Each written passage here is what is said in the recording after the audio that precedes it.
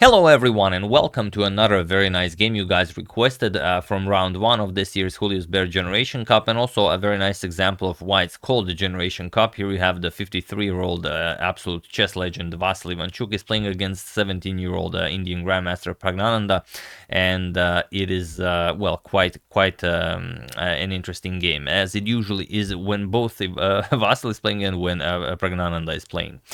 So let's check it out. Vasyl has the white pieces and he opens with pawn to e4. And just a quick heads up, this game features 17 moves of known theory of the Ruy Lopez. So let's dive straight into it. So pawn to e5, knight f3, knight to c6, and bishop to b5. The Ruy Lopez is on the board. We have a6, Morphy's defense, bishop to a4, and now knight to f6. We have castles and pawn to b5 now.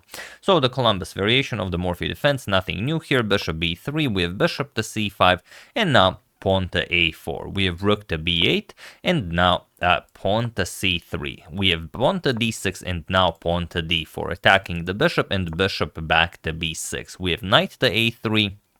Also, here just a captures on b5, and a5 is also played, but we've seen a5, this attempted a pawn sacrifice, so many times on the channel that I'm sure even all of you guys know what this is all about. And of course, Vasyl is expecting Praggnanandhaa to know what it is about, so he does not attempt this. He goes for the third most popular option, which is knight to a3. We have castles now by Pragg. A captures on b5, a captures on b5, and knight captures on b5. So he accepts the pawn sacrifice. Now Vasyl is up a pawn, but Pragg will have a very active game.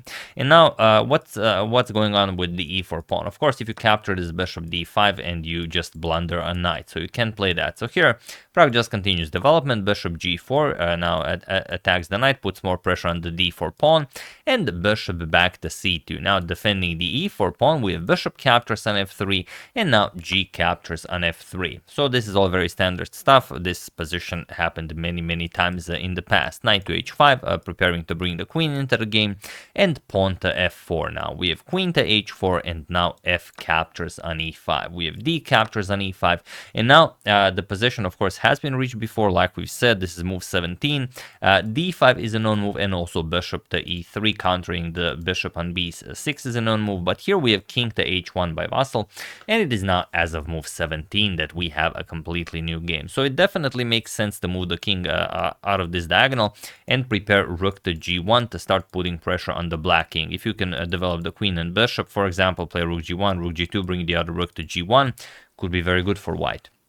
But that's a lot of moves. So here, Pragg has to decide how to go about this. Does he just play e captures on d4, which is the standard way to do it? Probably you would do it in a classical game, but this is rapid, so Pragg goes knight captures on d5. Sorry, not knight captures on d5, bishop captures on d4. We have knight captures on d4, knight e captures on d4, and now c captures on d4. And now comes rook to b4, putting pressure on the d4 pawn. And now how can Vasyl deal with this? He plays bishop to e3. He just defends the pawn. Like I said, this is a rapid game, but if this was a classical game, I will show a nice line, rook to g1. And now it's just very hard for black to play this. For example, if rook captures on d4, you will play queen to f3, and now it's very hard to deal with this. Bishop to g5 is coming, and it's a very hard position to handle. Of course, you can play something like rook d6, and then if bishop g5, knight d4, attack the white queen and the bishop. Very crazy stuff to calculate. So Vasyl says, I'm not going to calculate this. I'm just going to play bishop to e3, and I'm going to play rook to g1 next. So now I don't have to worry about my d4 pawn, as this will burn a lot of time. So here just the rook captures on b2. Pragg wins his pawn back, and now rook to g1.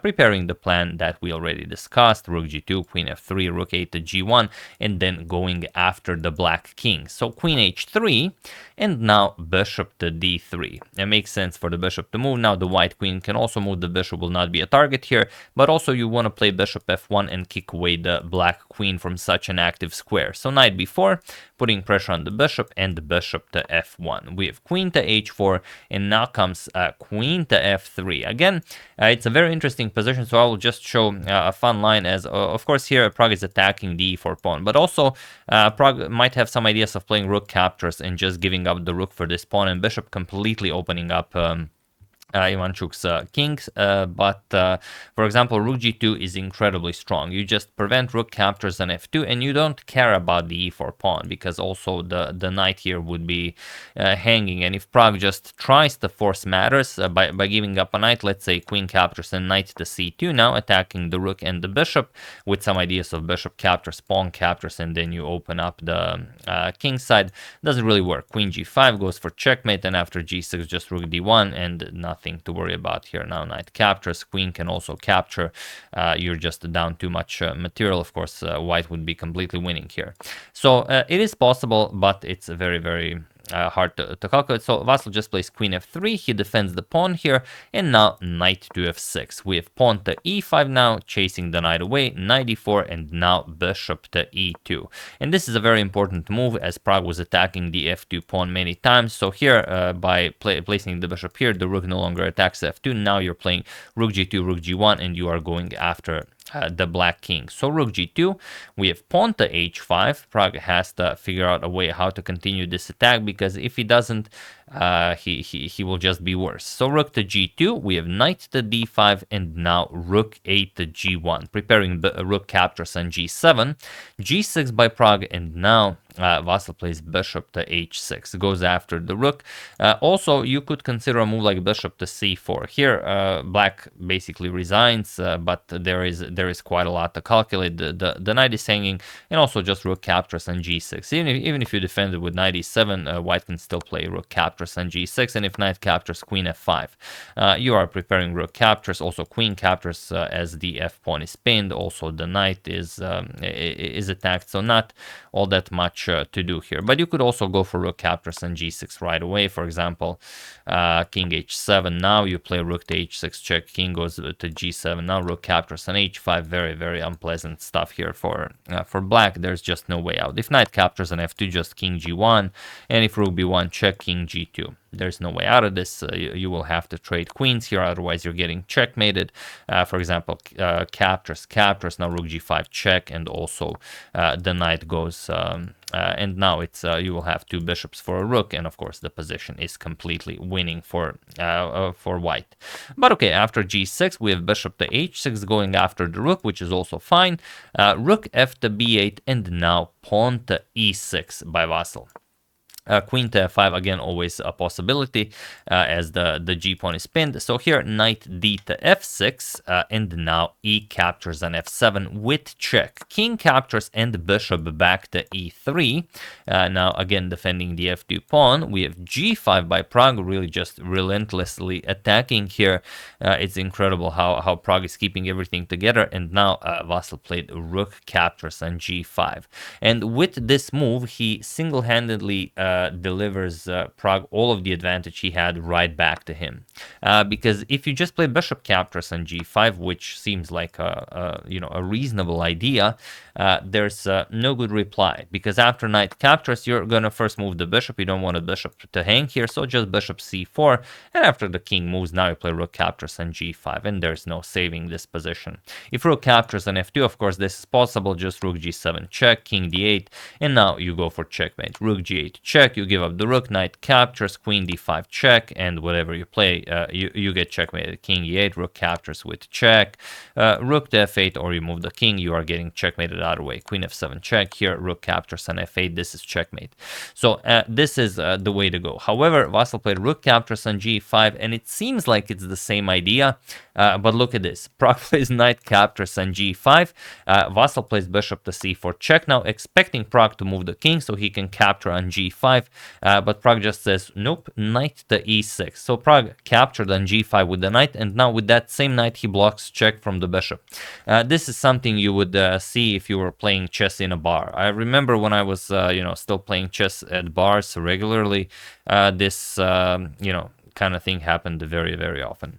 But yeah, okay. Now, Vasyl can still hold a draw if he, for example, captures queen c6 is enough for a draw, but he goes pawn to d5. He still wants to win this game, but now Pragg just picks up the bishop as well.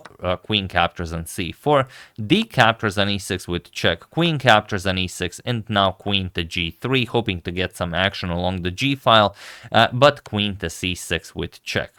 queen, we have pawn to f3, and now just rook to g8, and he was in this position on move 38 that Vasyl Ivanchuk resigned the game. As there is nothing more to be done here. The queen is attacked, and once you move the queen, doesn't really matter where, you can just trade here. Rook captures, bishop captures, and as you can see, Pragg is up a full rook, and there is no way for Vasyl to even threaten Pragg's king on f7, so of course it makes sense for him to resign here. And no, Vasyl wasn't low on time, and that's not the reason that he blundered. In the final position he had, like, or even in the position that he blundered, he was like a minute up on the clock. Pragg was under a minute, Vasyl was over a minute, so it wasn't really a time issue. It was just a Chuky moment that didn't go his way. So yeah, that's the game. Hope you guys enjoyed it. Really nicely played by both of them, but really, just pure perseverance and resilience by Pragg, just withstanding all of this pressure and, waiting for Vasyl to make a mistake. And as soon as he made one, it's beautiful. Here, rook captures on g5, knight captures, and then, of course, in your mind, the king moves and everything is going your way, but Pragg just picks up the knight and just moves it, and you're like, what did I just do? But yeah, that's chess. So that's the game. Hope you guys enjoyed it. Very nicely played by Pragg. I would like to thank Matthew Garner, Luke Longbone, Joy Tyler, Laura York, and Marcello De Barros for a contribution to my channel. Thank you a lot. I really appreciate it. As usual, you can check 2 of my previous videos here. Thank you all for watching, and I will see you soon, continuing the coverage of the Julius Baer Generation Cup until it finishes, most likely. So thank you all. I will see you soon, and have an excellent rest of your day, and use hashtag suggestion if you have a game that you would like me to cover that is very nice for others to see. See you soon.